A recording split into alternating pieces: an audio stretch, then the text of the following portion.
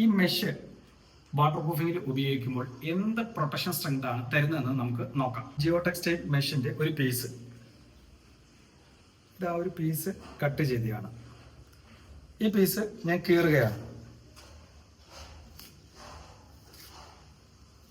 ഇനി ഇതേ മെഷിലേക്ക് ഞാൻ അല്പം വെള്ളം സ്പ്രേ ചെയ്യുകയാണ്. രണ്ട് സൈഡിലുമായിട്ട് വെള്ളം സ്പ്രേ ചെയ്യുക.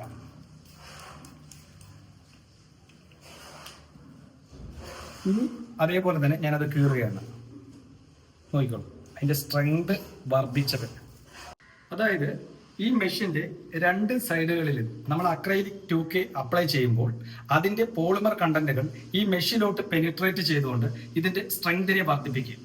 അങ്ങനെ സ്ട്രെങ്തിനെ വർദ്ധിപ്പിക്കുമ്പോൾ വാളിലും ഫ്ലോറിലുമുള്ള ലീക്കേജിനെ ഇത് പൂർണ്ണമായി തടയും.